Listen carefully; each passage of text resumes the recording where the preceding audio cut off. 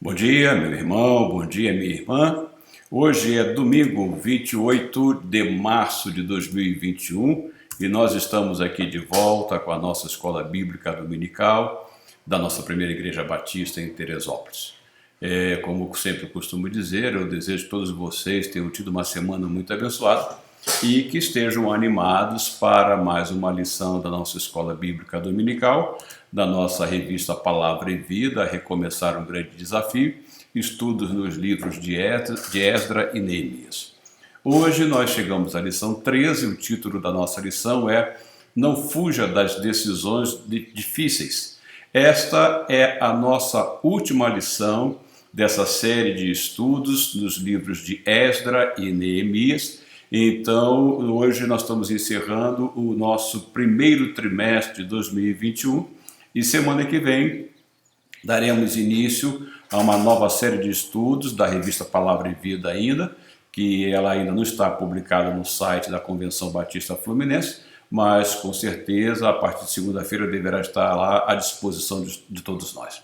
Então nós iniciaremos no próximo domingo uma nova série de estudos. Mas a de hoje, como disse, a última lição, é a lição número 13, cujo título é Não Fuja das Decisões Difíceis.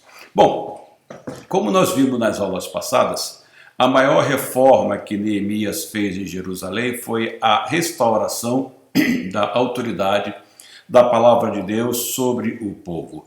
O povo foi liderado por Neemias, da terceira leva, que veio da Babilônia, e Neemias liderou o povo na reconstrução dos muros de Jerusalém, mas o mais importante não foi a reconstrução dos muros de Jerusalém, mas sim a recondução do povo ao retorno à palavra de Deus. O povo estava precisando da palavra de Deus, eles haviam se esquecido da lei do Senhor. Então Neemias, que era um homem extremamente dedicado ao Senhor, estudioso da palavra, dedicado à oração, dirigido em tudo pelo Senhor, é Neemias então que vai promover uma grande restauração da autoridade da palavra de Deus sobre o povo que estava retornando do cativeiro e sobre aqueles que haviam ficado lá também. Então, como nós vimos no capítulo 8 de Neemias, nas aulas anteriores, hoje nós vamos ver no capítulo 8, no versos 2, 3, 5 e 6, o seguinte. Assim, no dia 1º do 7º mês, o sacerdote Esdras trouxe a lei diante da Assembleia, que era constituída de homens e mulheres e de todos os que podiam entender. Ele a leu em voz alta, desde o raiar da manhã até o meio-dia, de frente para a praça, em frente da porta das águas, na presença dos homens, mulheres e de todos os outros que podiam entender, e todo o povo ouvia com atenção a leitura do livro da lei. Esdras abriu o livro da lei, diante de todo o povo, e este podia vê-lo, pois estava no lugar mais alto. E quando abriu o livro, o povo todo se levantou. Esdras louvou o Senhor, o grande Deus, e todo o povo ergueu as mãos e respondeu: Amém, amém. Então eles adoraram o Senhor prostrados, rosto em terra. Então nós vemos aí que a maior restauração, na realidade, foi o retorno à palavra de Deus.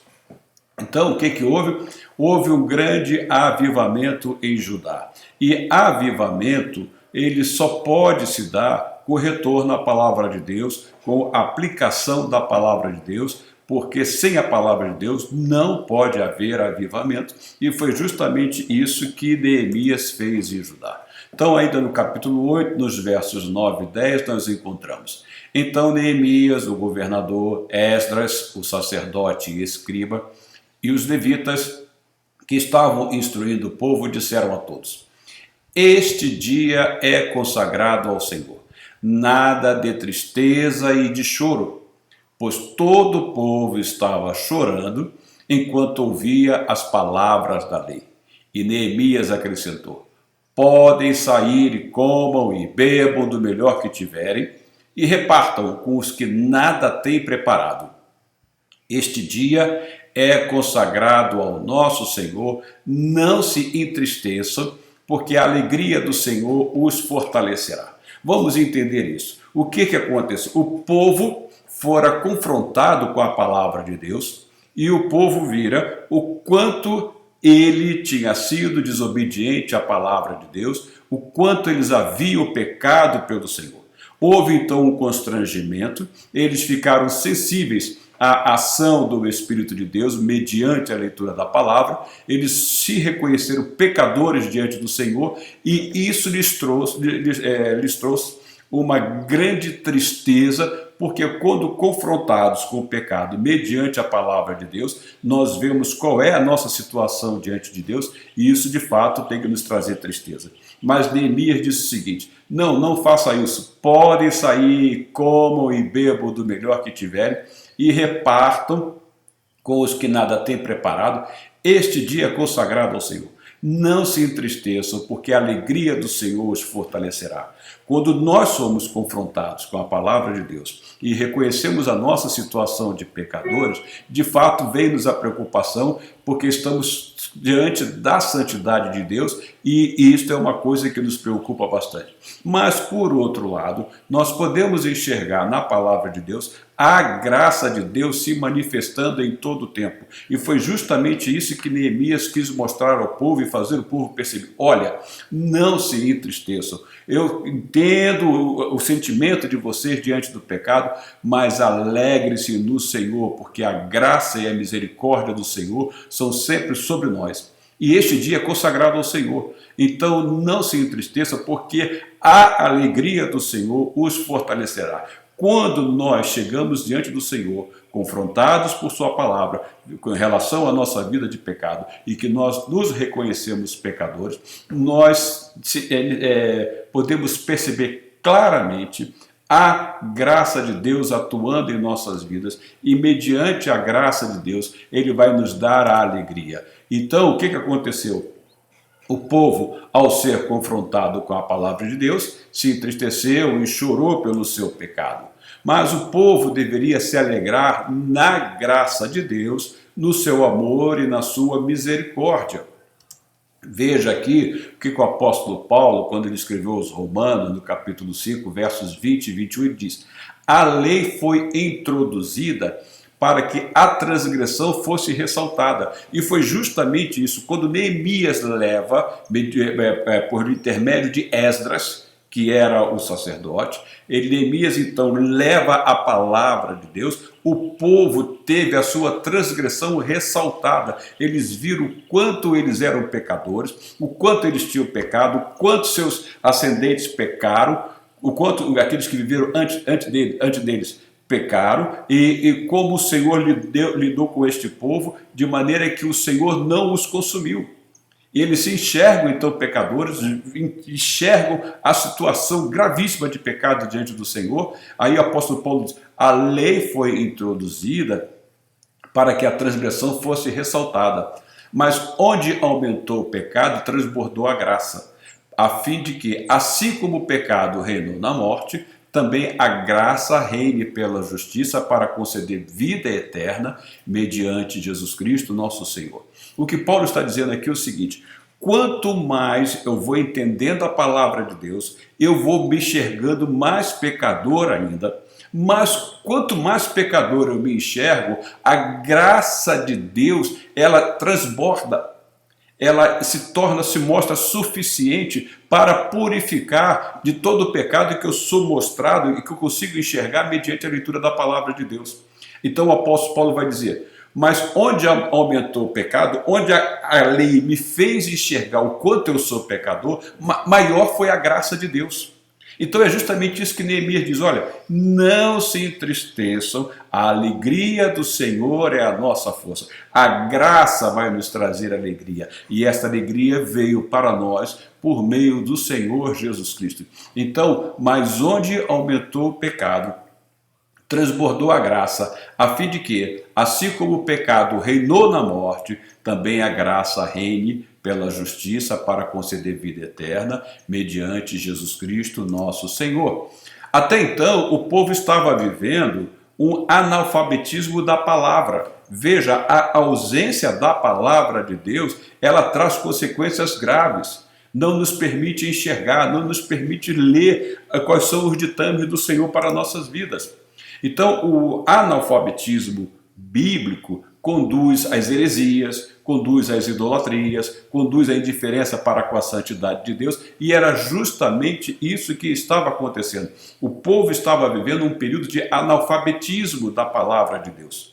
E isto, às vezes, acontece conosco também. Deixamos a palavra de Deus de lado, não buscamos entendimento da palavra de Deus, não buscamos quem possa nos explicar, não consultamos, não lemos alguma coisa que possa nos esclarecer, e isto vai fazendo com que nós não entendamos, ou entendamos menos ainda a palavra de Deus. E quando isso acontece, nós nos tornamos presas fáceis daqueles que vêm pregando mensagens estranhas, somos conduzidos a atos de idolatria. Não imagine idolatria somente quando se prostra diante de uma imagem, não. Há diversas formas de idolatria.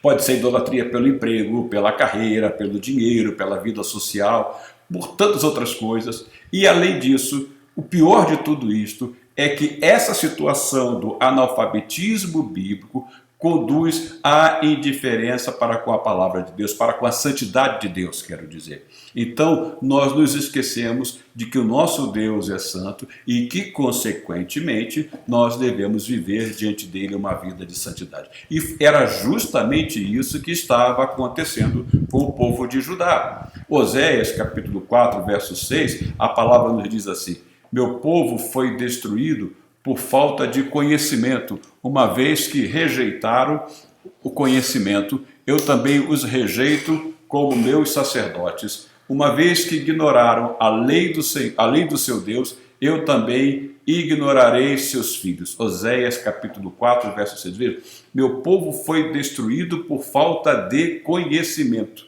E uma vez que rejeitaram o conhecimento, veja, o povo de Deus, ele sofre quando não conhece a palavra de Deus, e a palavra de Deus é nos disponibilizada o tempo todo. Nós temos pregações, todas elas baseadas na palavra de Deus. Nós temos estudos bíblicos, todos eles baseados na palavra de Deus. Então, tudo isso nos é oferecido. Mas o que acontece?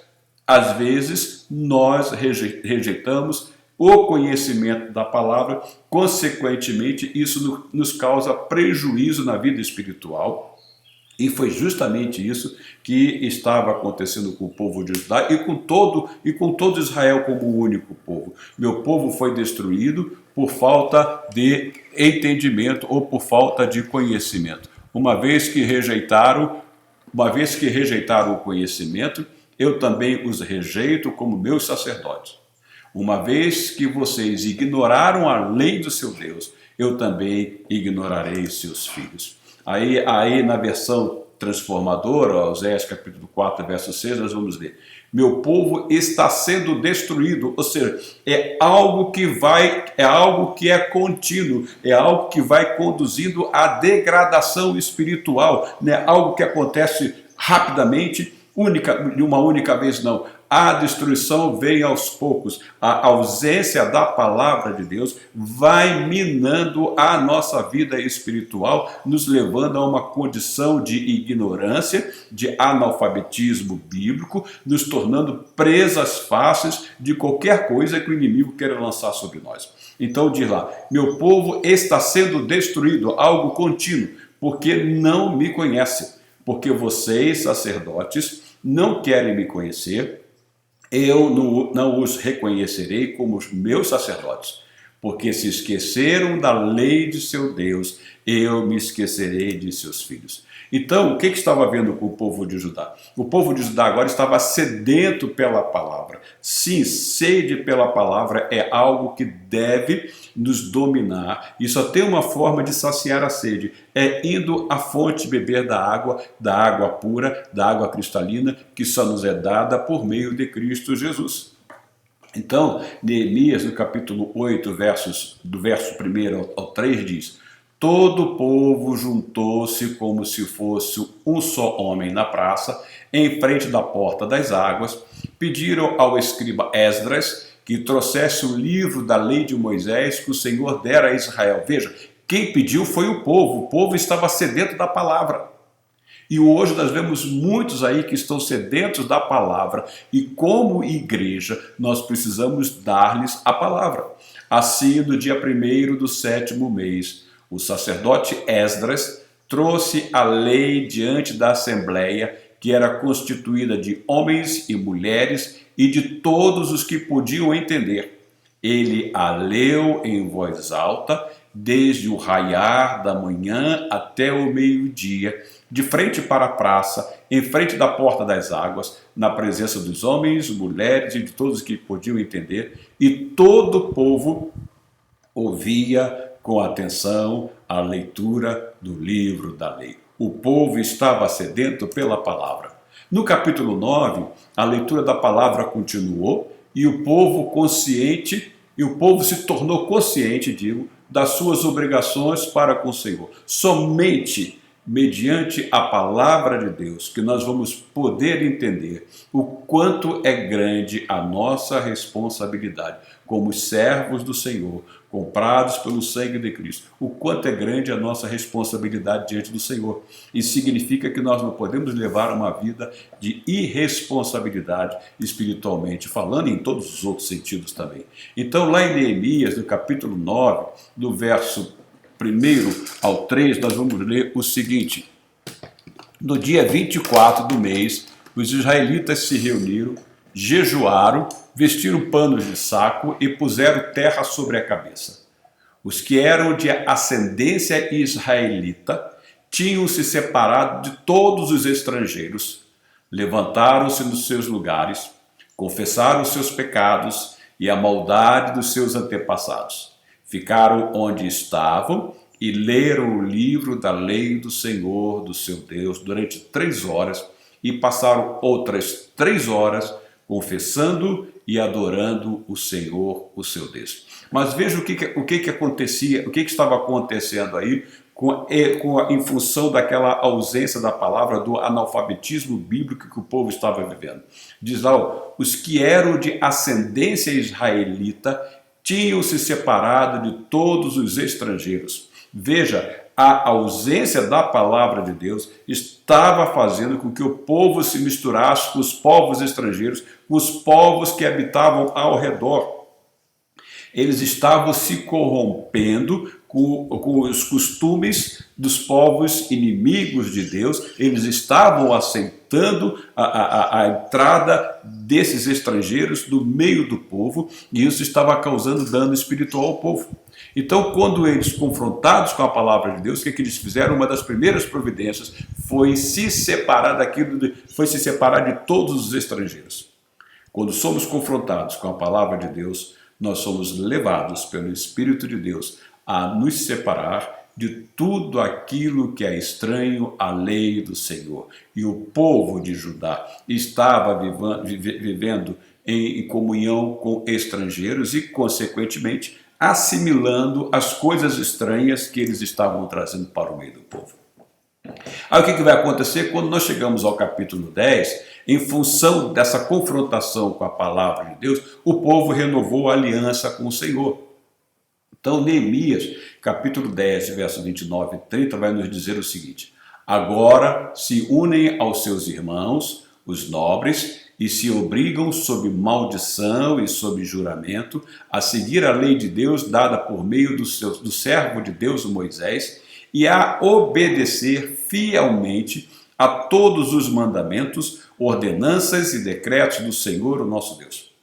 Aí eles vão fazer uma promessa: prometemos não dar nossas filhas em casamento aos povos vizinhos, nem aceitar que as filhas deles se casem com os nossos filhos. Lembra-se que lá em Esdras nós vimos o grande problema que foi o casamento com os povos ao redor, e aquilo estava afetando a comunhão do povo com o Senhor. E mais, esse era um problema que ia e voltava, era uma coisa que oscilava, era um pecado que era oscilante no meio do povo de Deus. Essa mistura com os povos pagãos. Isso era extremamente perigoso para o futuro do povo, porque Deus tinha um plano com este povo, como já falamos aqui, porque foi por meio deste povo remanescente que o Senhor traria o Senhor Jesus Cristo. Aí agora, do capítulo 10, nós saltamos para o capítulo 13 de Neemias. O nosso texto base da lição de hoje é todo o capítulo 13, mas como ele é muito longo, não dá para colocá-lo aqui, eu coloquei algumas partes aqui. Coloquei aqui do capítulo 1 do capítulo 13, digo, do verso 1 ao 5. Diz-nos: naquele dia o livro de Moisés foi lido em voz alta diante do povo. E ali achou-se escrito que nenhum amonita ou moabita jamais poderia ser admitido no povo de Deus, pois eles, em vez de dar água e comida aos israelitas, tinham contratado Balaão para invocar uma maldição sobre eles. Você lembra lá no início? Sobre eles. O nosso Deus, porém, transformou a maldição em bênção. Quando o povo ouviu essa lei, excluiu de Israel todos que eram de ascendência estrangeira. Antes disso, o sacerdote Eliasibe tinha sido encarregado dos depósitos do templo de nosso Deus. Ele era parente próximo de Tobias. Lembra-se de Tobias? Tobias era um dos inimigos do povo de Deus. Era Sambalate, Tobias e Gesem. Agora veja, o inimigo estava associado com o sumo sacerdote. Veja o quanto a palavra de Deus lhes estava faltando, fazendo com que eles aceitassem agora um grande inimigo do povo de Deus no meio deles. E você vai ver que a situação vai piorar. Então, veja lá, quando o povo ouviu essa lei, excluiu de Israel todos os que eram de ascendência estrangeira. Eles estavam se misturando de novo com outros povos. E veja, o que levou esse povo para o cativeiro foi justamente a causa de assimilar a forma de cultuar, assimilar os costumes dos povos pagãos. Então, antes disso, o sacerdote Eliasibe tinha sido encarregado dos depósitos do templo de nosso Deus. Ele era parente próximo. Olha agora como o sumo sacerdote estava bem próximo do inimigo. Tinha se tornado parente.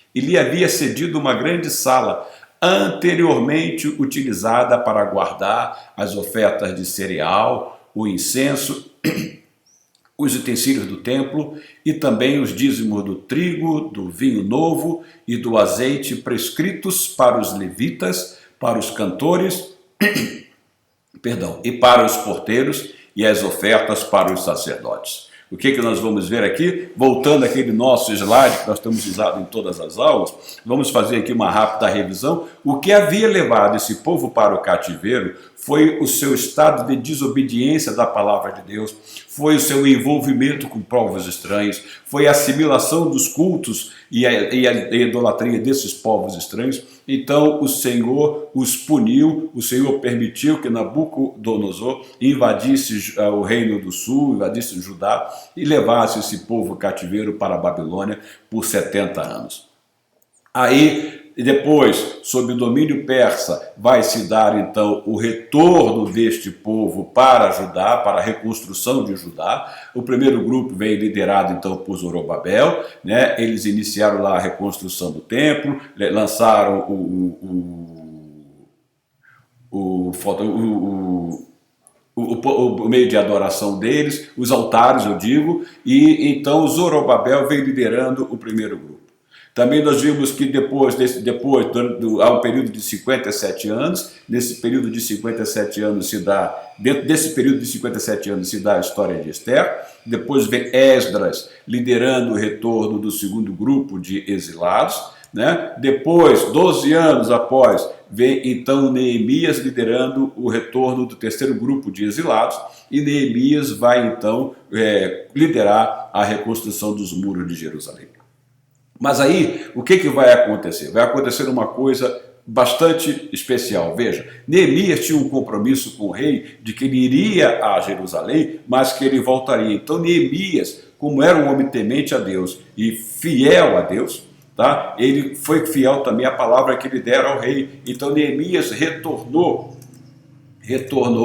à Pérsia para se apresentar diante do rei. Então Neemias retorna à Pérsia por 12 anos e depois ele obteve licença do rei para voltar a Jerusalém. Então, nesse período que Neemias se ausentou de Jerusalém, o povo voltou a pecar. Ou seja, sem liderança, o povo não tem orientação. E o que aconteceu? O povo se esqueceu de tudo que Neemias havia feito, como Neemias trabalhava diante do Senhor, como Neemias incentivava o povo. Aí o povo vai ficar nas mãos do sumo sacerdote, que é Eliasibe. Mas vejamos lá o que acontece. Neemias então vai para a Pérsia e volta 12 anos depois. É nesse período aí de 432, por volta de 420, tá? Segundo alguns historiadores, que se dá também o ministério de Malaquias. O que nós estamos vendo nesse slide aí é que 70 anos de cativeiro, Zorobabel, Esdras, Neemias e Malaquias, isso aí vai se dar o encerramento do Antigo Testamento. Acaba-se aí toda a história do Antigo Testamento em Malaquias. Então, vai haver um silêncio profético de 400 anos, até que venha João Batista, sendo então João Batista o último profeta do Antigo Testamento, da Antiga Aliança, e aí então João Batista batiza o Senhor Jesus Cristo e se inicia aí em Jesus Cristo uma nova aliança, se inicia aí o Novo Testamento. Então o que nós estamos vendo nessa série de estudos em Esdras e Neemias? Nós estamos vendo o encerramento do período histórico do Antigo Testamento e como este povo tinha os seus altos e baixos diante do Senhor e como a misericórdia do Senhor se manifestou sempre sobre este povo, até que um dia, quando o Senhor Jesus vem e é batizado por João Batista e se inicia aí agora o Novo Testamento, o tempo da graça, da misericórdia do Senhor. Mas não queremos dizer com isso que a graça e a misericórdia do Senhor não se manifestou no Antigo Testamento. Sim, durante todo o tempo, a graça e a misericórdia do nosso Deus sempre se manifestaram sobre o seu povo. E isso faz-nos entender, quando Neemias diz, olha, vão da alegria do Senhor, porque a alegria do Senhor é a nossa força. Neemias estava dizendo, olha, a graça do Senhor sempre se manifestou sobre nós. Então, desde quando o homem caiu no pecado e até hoje, e assim será até quando o Senhor Jesus Cristo voltar, a salvação sempre se deu por meio da graça de Deus, e do Novo Testamento ela foi manifestada no Senhor Jesus Cristo, e no Antigo Testamento sempre houve a prefiguração da manifestação da graça em Jesus Cristo também. Então, Neemias, como eu disse, Neemias havia voltado à Pérsia por um tempo, por um período de em torno de 12 anos. Lembre-se que quando Neemias veio a primeira vez ajudar a Jerusalém, ele havia assumido um compromisso com o rei. Veja lá em Neemias capítulo 2, verso 5, 6, lá no início do livro, e respondia ao rei, se for do agrado do rei, e se o seu servo puder contar com a benevolência do rei, que ele me deixe ir à cidade de Judá, onde meus pais estão enterrados, para que eu possa reconstruí-la. Então o rei, com a rainha sentada ao seu lado, perguntou-me, quanto tempo levará a viagem? Quando você voltará? Marquei um prazo com o rei e ele concordou que eu fosse. Veja, Neemias marcou um prazo com o rei e Neemias vai cumprir este prazo. Veja, quando nós falamos nisso, nós nos lembramos que uma das facetas do fruto do Espírito de Deus, do Espírito Santo, do fruto do Espírito, uma das facetas é a fidelidade. Fidelidade significa cumprir aquilo em que nós demos a nossa palavra. Significa cumprir o prazo, significa cumprir com os termos de um contrato. E foi justamente isso. Veja como nós vemos em Neemias a prefiguração do fruto do Espírito. Nós vemos aí a fidelidade. Ele diz, quanto tempo levará a viagem? Quando você voltará? Marquei um prazo com o rei e ele concordou que eu fosse. Aí agora Neemias vai cumprir esse prazo que ele havia marcado com o rei. Mas enquanto tudo isso estava acontecendo, eu não estava em Jerusalém, pois no 32º ano do reinado de Artaxerxes, rei da Babilônia, voltei ao rei. Algum tempo depois pedi sua permissão e voltei para Jerusalém. Aqui soube do mal que Eliasibe fizera ao ceder uma sala para Tobias, nos pátios do templo de Deus. Então Neemias voltou a Jerusalém. Nesse período, voltou à Pérsia, digo. E nesse período em que Neemias retorna à Pérsia, o povo vai cair em decadência espiritual, vai se afastar de novo da palavra de Deus e vai cometer pecados. E veja aí, e vai começar pelo próprio Eliasibe, que era o sumo sacerdote, se associando com Tobias, que era um dos inimigos do povo de Deus. Então o povo quebrou a aliança que renovara. E o sumo sacerdote e o povo se corromperam. Sob a liderança do sumo sacerdote, o povo foi conduzido à corrupção, a se afastar da palavra. Neemias capítulo 13, então, que é o capítulo base da nossa lição de hoje, diz lá, nos versos 1, 3 e 4. Naquele dia, o livro de Moisés foi lido em voz alta diante do povo. E ali achou-se escrito que nenhum amonita ou moabita jamais poderia ser admitido no povo de Deus. E foi isto que aconteceu. Vocês se lembram daqueles povos que habitavam ao redor de Jerusalém quando Neemias estava reconstruindo os muros?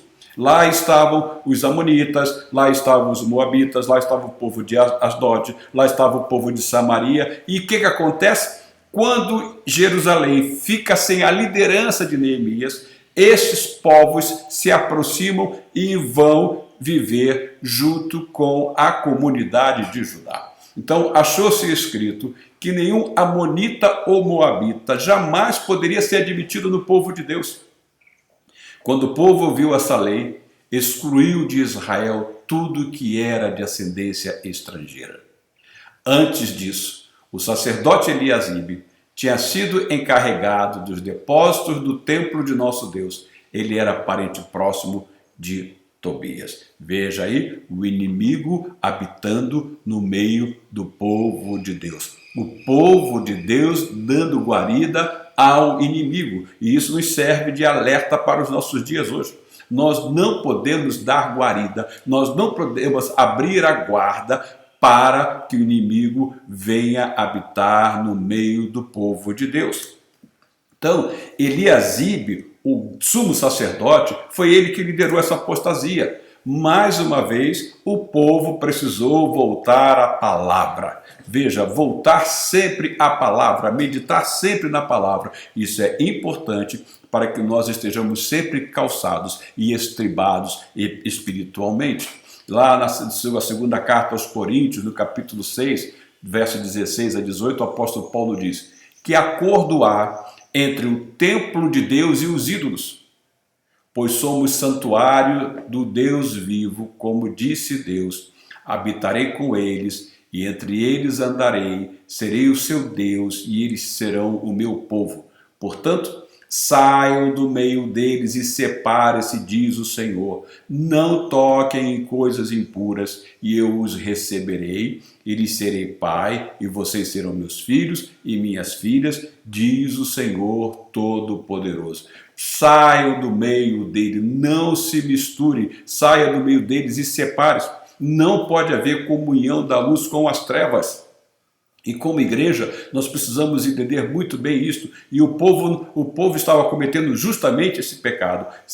O povo de Deus se misturando com aqueles povos pagãos, iníquos, idólatras e assimilando os seus costumes. Mas no voltar à palavra, o povo caiu em si e se enxergou pecador. E aí vai usufruir da graça e da misericórdia de Deus. Então, a mistura com o mundo, meu irmão e minha irmã, sempre foi e sempre será prejudicial ao povo de Deus. Devemos lembrar disso. A mistura com o mundo foi e sempre será prejudicial ao povo de Deus. Aí o que nós vamos ver? A família sacerdotal, Eliasibe era o sumo sacerdote, havia se unido com os inimigos do povo de Deus. Olha o que aconteceu. O neto de Eliasibe era o sumo sacerdote, tinha se casado com a filha de Sambalate. Eu errei aí, botei Samabalate, esquece esse A, é Sambalate.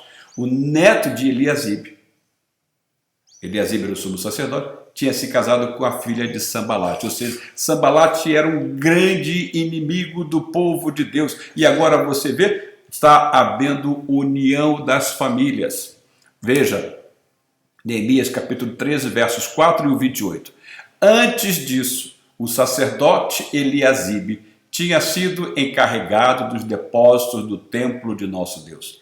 Ele era parente próximo de Tobias, um dos filhos de Joiada, filho do sumo sacerdote Eliasibe, era genro de Sambalate, o Horonita, e eu o expulsei para longe de mim. Veja, Neemias, o título da nossa lição hoje trata-se de não fugir das decisões difíceis. Neemias não fugiu, Neemias foi radical, Neemias chegou e expulsou esse genro, expulsou esse casamento, expulsou para longe esse que havia se casado com o Sambalate, que era genro de Sambalate, de Horonita. Eu o expulsei para longe, um dos filhos de Joiada. Neemias expulsou o filho de Joiada, tá? Filho do sumo sacerdote Eliasibe. Era genro de Sambalate, o Horonita. Eu o expulsei para longe de mim. Neemias não aceitou esta abominação dentro do povo de Deus e expulsou para longe. E esta é a recomendação da palavra de Deus. Nós temos que expulsar para longe tudo aquilo que não condiz com a palavra de Deus. Agora, o que estava acontecendo? O inimigo morava no meio do povo de Deus. Eliasibe o levou para dentro do templo. Veja, Eliasibe promove o casamento e ainda permite que ele venha morar na área do templo. Veja lá, Neemias capítulo 13, verso 5. Ele havia cedido uma grande sala anteriormente utilizada para guardar as ofertas de cereal, o incenso, os utensílios do templo e também os dízimos do trigo, do vinho novo e do azeite prescritos para os levitas, para os cantores e para os porteiros e as ofertas para os sacerdotes. Veja, o inimigo havia entrado e, além de ter entrado, estava prejudicando a vida daqueles que serviam o Senhor no templo. Estava prejudicando a vida dos levitas, dos cantores, dos porteiros, inclusive as ofertas para os sacerdotes, porque o lugar estava sendo ocupado pelo inimigo. Agora, nós estamos falando do templo. Veja, Tobias estava vivendo lá dentro do templo e prejudicando a obra do Senhor. Então o que nós vamos ver? Uma liderança despreocupada com a espiritualidade do rebanho acaba por dar guarida ao inimigo no meio da congregação. Quando a liderança não tem compromisso com o Senhor, quando a liderança enxerga o rebanho do Senhor de uma maneira diferente, acaba permitindo que o inimigo venha habitar e dar guarida. Eliasibe não estava preocupado com a obra de Deus.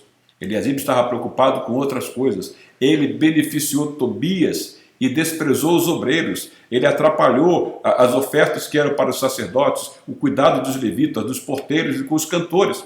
Ele desprezou os obreiros da casa do Senhor, do templo do Senhor, para dar privilégios ao inimigo do povo de Deus. Então, Neemias capítulo 13, versos 7 e 10, e voltei para Jerusalém. Aqui soube do mal que Eliasibe fizera ao ceder uma sala para Tobias nos pátios do templo de Deus. Também fiquei sabendo que os levitas não tinham recebido a parte que lhes era devida, e que todos os levitas e cantores responsáveis pelo culto haviam voltado para suas próprias terras. Veja, aqueles que deveriam ter uma dedicação exclusiva na obra de Deus, olha como o inimigo conseguiu atrapalhar o culto, a adoração ao Senhor. Esses que deveriam ter uma vida de exclusividade para servir no templo, eles agora não tinham mais o sustento, porque o inimigo estava habitando justamente o local onde eram guardados os sustentos para esses que trabalhavam na obra, os levitas, os cantores, os porteiros e os sacerdotes.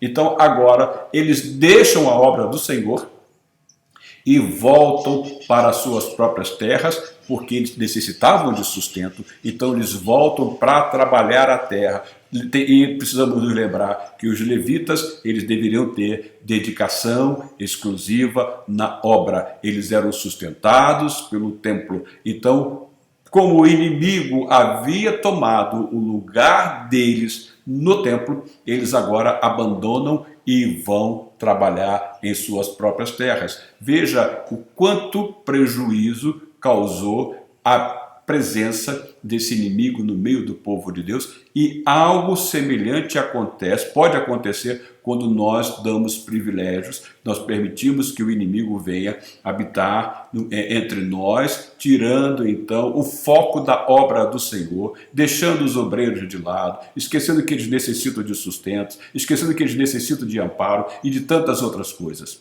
Então, o que nós vemos hoje, que a semelhança de Eliasibe, outros líderes também hoje procedem da mesma maneira. Veja só, muitos deles não estão preocupados com o rebanho, não estão preocupados com a obra, não. Eles estão preocupados com os seus títulos. Se autodenominam apóstolos, se autodenominam mestres, se autodenominam, são tantos títulos que inventam hoje aí, tá? Se autodenominam profetas. Então eles estão preocupados com os títulos, estão preocupados em portar um anel que diz que é o anel do apostolado, né? Estão preocupados com percentuais, tá? Estão preocupados com números. O que eles querem é crescer. A igreja, o prédio lá tem que estar cheio. Quanto mais gente houver, melhor. Eles estão preocupados em crescer em quantidade, não estão preocupados em crescer em qualidade de vida espiritual. E isso afeta imensamente a obra de Deus quando os líderes procedem como procedeu Eliasibe, o sumo sacerdote. Então, o que acontece? Neemias volta da Pérsia, volta para Jerusalém, e ele, ao tomar conhecimento da situação, Neemias ficou indignado com aquela situação de pecado. Veja lá Neemias capítulo 13, verso 8, fiquei muito aborrecido e joguei todos os móveis de Tobias fora da sala. Veja, isso estava se dando no ambiente de templo lá em Jerusalém. Agora, vamos voltar para a nossa época e vamos enxergar uma coisa. Cada um de nós é templo do Espírito Santo de Deus. E esse templo precisa ser cheio do Espírito de Deus. É a recomendação do apóstolo Paulo. Não se embriague com vinho, no qual é contenda, mas encham-se do Espírito Santo de Deus. Façam-se plenos do Espírito Santo de Deus. Porque quando não há essa plenitude, significa que não está havendo consideração com a palavra de Deus. E quando não há consideração com a palavra de Deus, há o afastamento da palavra de Deus. E quando há esse afastamento da palavra de Deus, está dando espaço para que o inimigo possa ocupar dentro de nossas vidas e atrapalhar a nossa vida de comunhão com Deus. Qual é a solução? Veja, Neemias ficou indignado com a situação de pecado do povo. Então o que Neemias vai fazer? Neemias vai expulsar Tobias do templo. Mas não só isso, Neemias vai tirar os móveis todos para fora da sala. Meu irmão e minha irmã, olha, às vezes faz-se necessária uma auditoria interna em nós mesmos, para saber como está a nossa vida espiritual, para verificarmos se nós precisamos expulsar Tobias. Não só expulsar Tobias, não, mas também jogar toda a sua mobília para fora do nosso coração, para fora do nosso interior, porque o nosso corpo é templo do Espírito Santo, lugar de adoração ao Senhor. O templo era o lugar onde o povo judeu se reunia para adorar o Senhor, era o local de culto. Hoje, vivendo no tempo da graça, cada um de nós é local de culto. E às vezes Tobias quer se aninhar dentro desse templo que somos cada um de nós. E é necessário confrontar essa situação com a palavra de Deus. E quando percebemos isso, isso só se dá com a observação da palavra de Deus. Uma vez observado isso, Tobias deve ser expulso, mas não pode ficar nada de Tobias. Ele tem que ir embora e toda a sua mobília tem que ser jogada fora de dentro de nós. Porque o nosso compromisso é com o Senhor. Quando o povo foi confrontado com a palavra de Deus, o povo assumiu um novo compromisso com a palavra de Deus. É mediante a palavra de Deus que nós temos compromisso com o Senhor, porque é mediante o conhecimento e a devoção e o estudo da palavra de Deus, que nós percebemos a santidade de Deus, que nós percebemos o seu amor tão especial que nos deu o Senhor Jesus Cristo, que nós percebemos a sua misericórdia, que nós entendemos que nós devemos ser santos, porque Ele é santo, porque o nosso Deus, a sua santidade não permite conviver com o pecado. Então Neemias, ao tomar conhecimento da situação, ele fica indignado, e nós também devemos ficar indignados com a situação de pecado. Paulo, quando escreve a sua primeira carta aos Coríntios, no capítulo 5, versos 11 a 13, diz: mas agora estou lhes escrevendo que não deve associar-se com qualquer que, dizendo-se irmão, seja imoral, avarento, idólatra, caluniador, alcoólatra ou ladrão.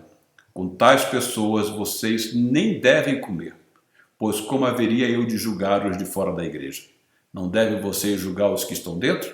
Deus julgará os de fora. Expulsem esse perverso do meio de vocês. Lá em Coríntios estava havendo uma situação muito constrangedora e Paulo então manda expulsar aquele que estava causando, contaminando o povo. Expulsem do meio de vocês. E foi justamente isso que Neemias fez. Expulsou o inimigo. Neemias tomou uma decisão radical. Neemias não fugiu das decisões difíceis. Ele as tomou e as tomou baseadas ele tomou essas decisões baseadas na palavra de Deus. Então, o pecado deve causar indignação, tá? Jamais o inimigo deve fazer morada no meio do povo de Deus, tá? O pastor Hernandes Dias Lopes, ele disse que Neemias fez uma faxina radical, tá? Nós precisamos, talvez, fazer uma faxina radical em nossas vidas. Quantos precisam voltar à palavra? Lembre-se que Neemias, quando ele vai a Jerusalém, ele lidera a reconstrução das muralhas de Jerusalém e o povo não deixou nenhuma brecha. Esse povo estava afastado da palavra de Deus e Neemias vai reconduzi-lo à palavra de Deus. E aí isso me faz lembrar daquele hino que diz: quero voltar ao princípio de tudo, quero voltar ao primeiro amor, eu quero reconstruir.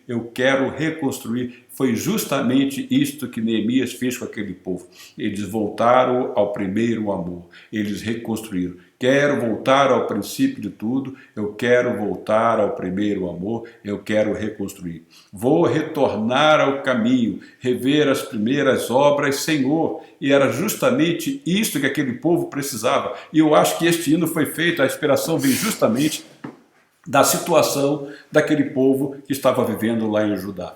Quero voltar ao início de tudo, reencontrar-me contigo, Senhor. Eu quero voltar ao primeiro amor, eu quero reconstruir. E foi este retorno se deu porque Neemias, de fato, fez uma faxina no meio do povo de Deus, usando a palavra de Deus.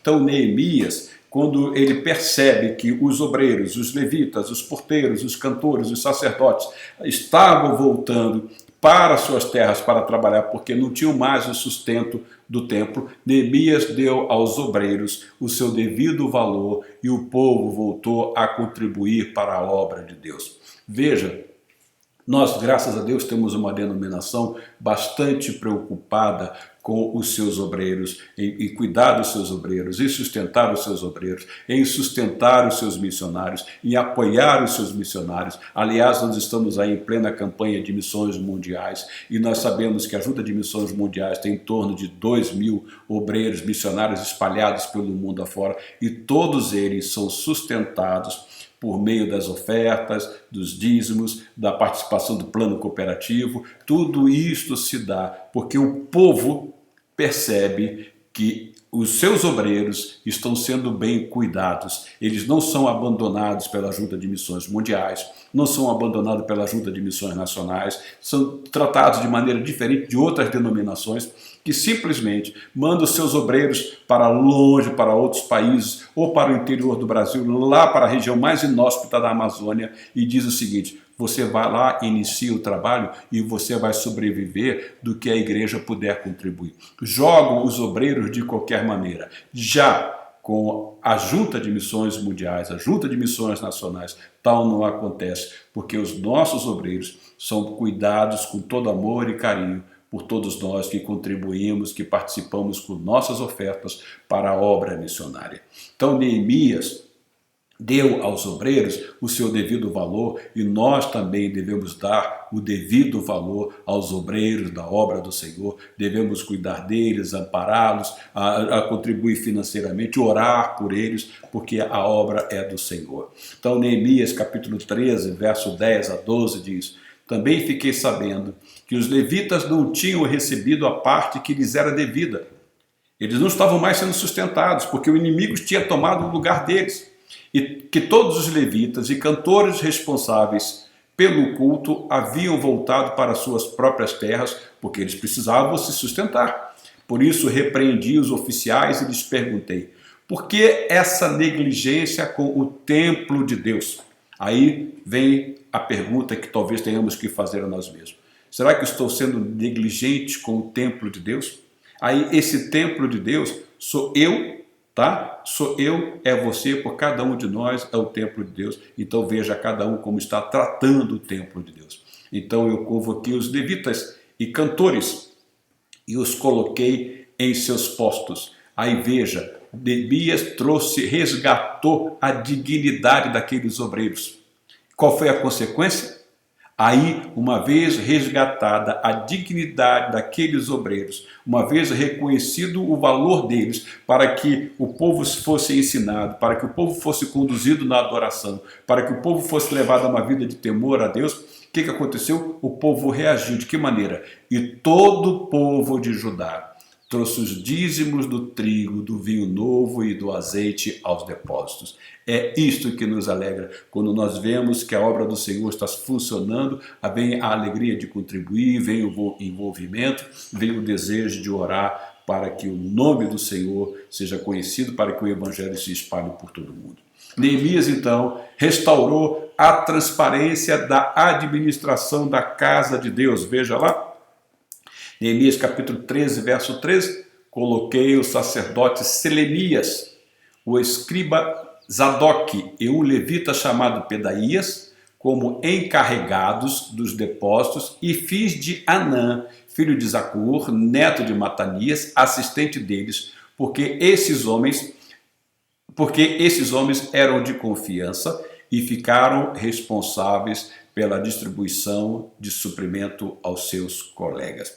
Transparência. Na obra de Deus tem que haver transparência. Nada pode ser feito às ocultas. Não pode existir de maneira alguma caixa dois. E glórias a Deus, porque o governo batista é um governo congregacional em que tudo é levado à Assembleia e que tudo é prestado conta à Assembleia e consequentemente, a membresia sabe de tudo que se passa na sua administração, sobretudo naquilo que se refere à parte financeira. Então, Neemias restaurou a transparência da administração da casa de Deus. E como isso nos dá conforto e tranquilidade, quando nós podemos ver em nossa igreja essa transparência, na denominação batista, essa transparência.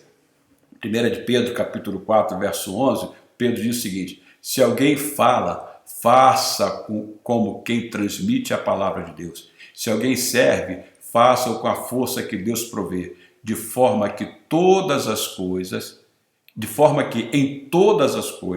Deus seja glorificado mediante Jesus Cristo, a quem sejam a glória e o poder para todo sempre. Amém. 1 de Pedro 4:11. Mas há uma outra versão que diz assim: se alguém fala, façam como quem transmite a palavra de Deus.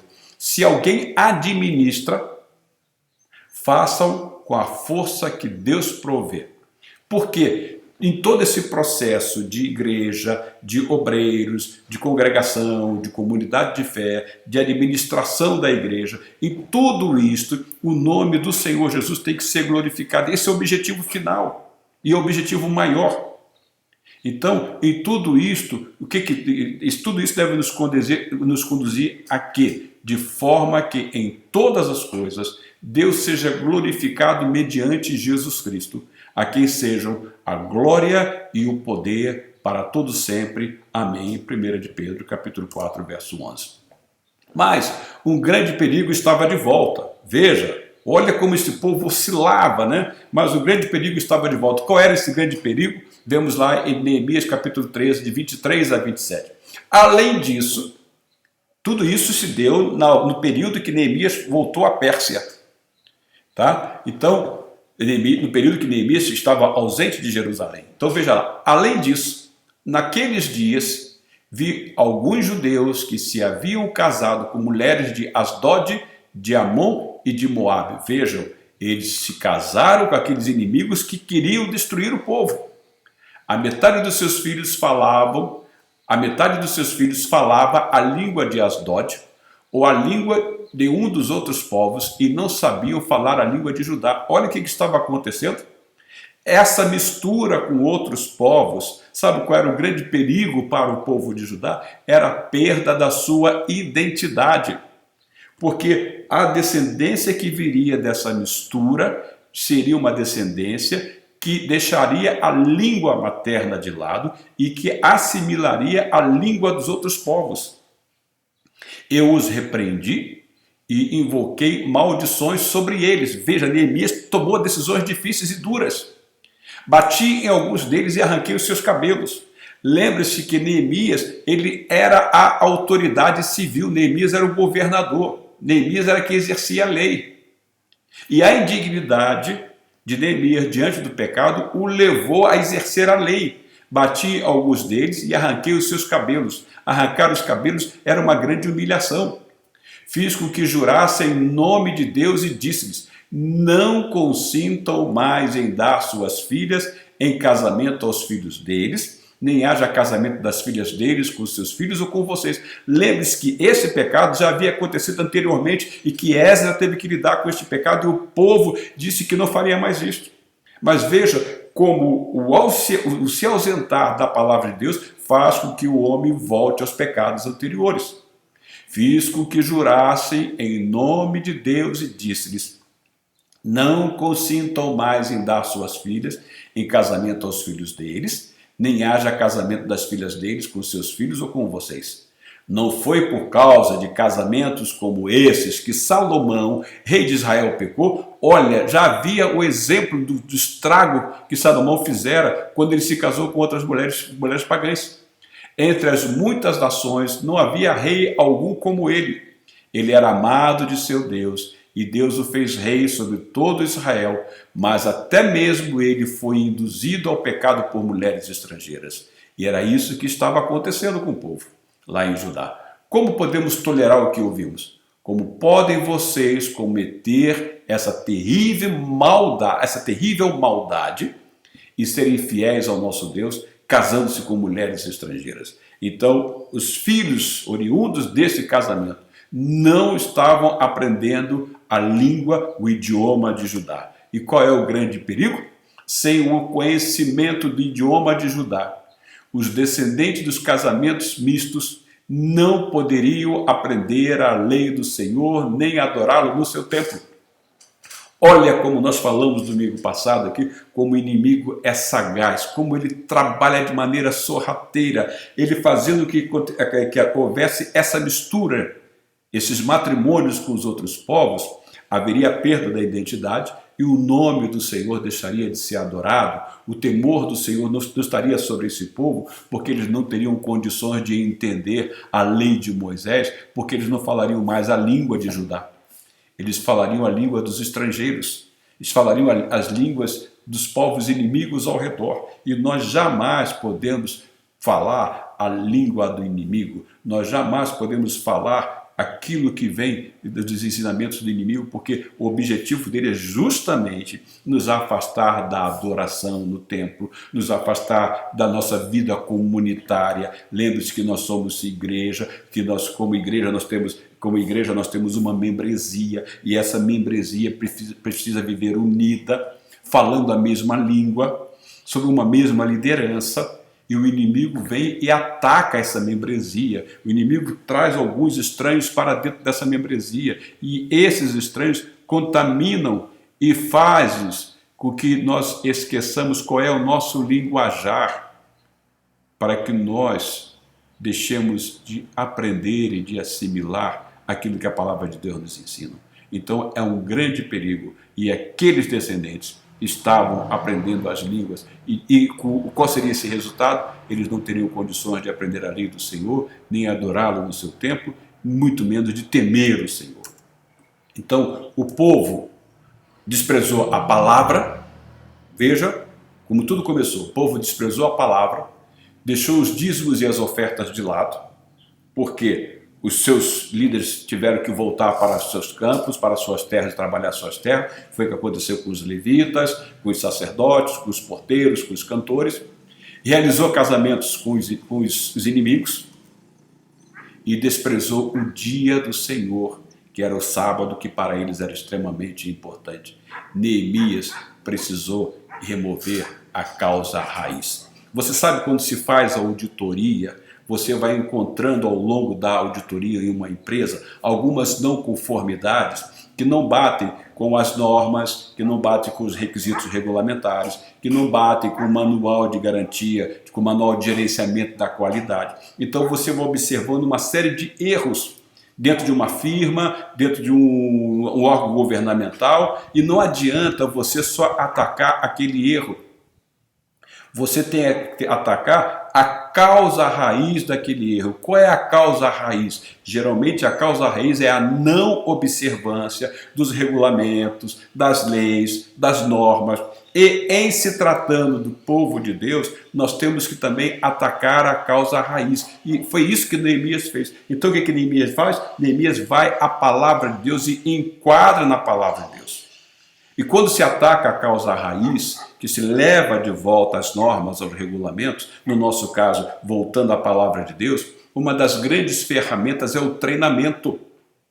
E como igreja de Deus, nós precisamos ser treinados na palavra de Deus. Daí a importância de estudar a palavra de Deus, de frequentar a escola bíblica dominical, de frequentar os cultos de ensinamento, de não abandonar a vida em comunidade de fé. Porque é isto que faz com que nós removamos a causa raiz, porque senão a gente vai ficar enxugando o gelo. Acontece o problema no meio da comunidade ou na nossa vida, a gente usa um paliativo, mas nunca ataca a causa raiz. E como se ataca a causa raiz? É voltando à palavra, é tendo vida de oração, é vida de comunhão, porque senão vai ficar sempre naquele vai e vem, pequei, perdão, pequei, perdão, pequei, perdão. E era isso que acontecia com o povo de Judá. Então, o mal deve ser atacado na raiz. A causa raiz tem que ser atacada. Não importam as circunstâncias. E foi justamente isso que Neemias fez. Neemias usou de todo o rigor para repreender todos aqueles pecados. O desprezo da palavra, a não participação financeira, os casamentos com os povos inimigos, o desprezo do dia do Senhor. Olha, hoje tem gente que acha que não precisa mais de ir à igreja. Nós temos o domingo, no tempo da graça, nós temos reservado como culto comunitário, como reunião, os nossos domingos. É claro que há outros dias também, mas há muitos que não comparecem mais, não dão valor. Olha, eu vou deixar isso para lá, no domingo eu posso continuar trabalhando e ganhar mais dinheiro. Mas nós precisamos de um dia de descanso, nós precisamos de um dia de reflexão também, precisamos de dedicação ao Senhor, não só no domingo, é claro, todos os dias, mas nós temos o costume de nos encontrar aos domingos, e isto é tão bom, isso nos faz tão bem para todos nós. Então, Neemias não deixou de tomar decisões, embora elas fossem difíceis, tá? Veja, Neemias capítulo 13, verso 28 a 31, um dos filhos de Joiada, filho do sumo sacerdote Eliasibe, era genro de Sambalote, o Horonita, e eu o expulsei para longe de mim. Não te esqueças deles, ó meu Deus, pois profanaram o ofício sacerdotal e aliança do sacerdócio e dos levitas. Olha o grande prejuízo. Dessa forma, purifiquei os sacerdotes e os levitas de tudo que era estrangeiro e designei-lhes responsabilidades, cada um em seu próprio cargo. Também estabeleci regras para as provisões de lenha, determinando as datas certas para serem trazidas e para os primeiros frutos. Em tua bondade, lembra-te de mim, ó meu Deus. Olha o que Neemias fez. Dessa forma purifiquei os sacerdotes e os levitas de tudo que era estrangeiro e designei-lhes responsabilidade, cada um em seu próprio cargo. Devemos ter uma vida purificada pela palavra de Deus. E uma vida purificada pela palavra de Deus significa uma vida de responsabilidade para com o Senhor. O povo de Judá estava vivendo de maneira irresponsável e foi o retorno à palavra que o trouxe a uma vida de responsabilidade. E Neemias também lidou com os sacerdotes desta maneira, ele os purificou e nós somos sacerdotes do Senhor. Cada um de nós tem um sacerdócio santo e tem um sacerdócio real, e nós somos chamados para servir ao Senhor como os sacerdotes. Então a nossa vida tem que ser purificada, e purificada pela palavra de Deus. E uma vez purificada pela palavra de Deus, nós somos chamados a uma vida de responsabilidade. Não se pode viver a vida com o Senhor de maneira leviana. Então, dessa forma, purifiquei os sacerdotes e os levitas de tudo que era estrangeiro, e designei-lhes responsabilidades, cada um em seu próprio cargo. Temos que ter responsabilidade como irmãos em Cristo, como comunidade de fé, como membros da nossa igreja. Então, que o Senhor nos abençoe, nós estamos encerrando, e que estas palavras fiquem guardadas em nossos corações, e que tudo aquilo que nós aprendemos nesse primeiro trimestre de 2021, estudando os livros de Esdras e de Neemias, seja guardado, e que nós possamos fazer uma releitura, que nós possamos voltar a reler os livros de Esdras e Neemias, porque tem muito a nos ensinar. E nós vimos alguma coisa durante esse primeiro trimestre, e eu fui muito abençoado. Eu espero que você também tenha sido muito abençoado neste primeiro trimestre de 2021, por meio dessas lições que a palavra de Deus sempre nos proporciona. E que nós tenhamos sempre uma vida de responsabilidade diante do Senhor, sabendo que nós não podemos levar uma vida de brincadeira com aquilo que é sério, com aquilo que é a palavra de Deus. Aí fica aqui a nossa última mensagem, que é o Salmo 119, versos 105 e 106. A tua palavra é lâmpada que ilumina os meus passos e luz que clareia o meu caminho.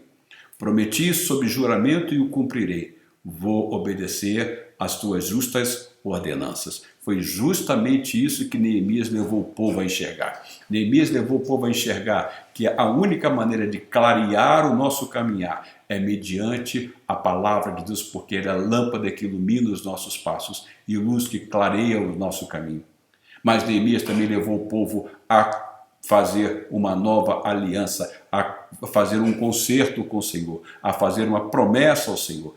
Prometi sob juramento e o cumprirei. Vou obedecer às tuas justas ordenanças. Que nós possamos fazer então aquela auditoria interna e tirar todo o Tobias, tirar toda a mobília de Tobias, jogar tudo para fora e permitir que a palavra de Deus ilumine e clareie o nosso coração. E uma vez clareado e iluminado o nosso coração, nós possamos sim cumprir aquilo que nós falamos ao Senhor. Vou obedecer às tuas justas ordenanças. Salmo 119, versos 105 e 106. Meu irmão, são essas as palavras que nós tínhamos para este domingo, dia 28 de março. Estamos encerrando então aqui a nossa série de estudos nos livros de Esdras e Neemias. Semana que vem, no próximo domingo, estaremos de volta aqui com uma nova revista, e talvez na segunda-feira você já possa encontrá-la já disponível no site da Convenção Batista Fluminense. É só você clicar lá e acessar o site e clicar na revista Palavra e Vida, que por certo, segunda-feira a revista já estará à nossa disposição. Tenham todos uma semana muito abençoada, que o Senhor nos guarde em sua presença, que nós possamos sempre estar voltando à palavra de Deus e nela meditando, porque de fato ela é lâmpada que ilumina os nossos passos e luz que clareia o nosso caminho. Tenham todos uma semana abençoada, fiquem todos na paz do Senhor, e se o Senhor nos permitir, domingo que vem estaremos de volta aqui. Até lá!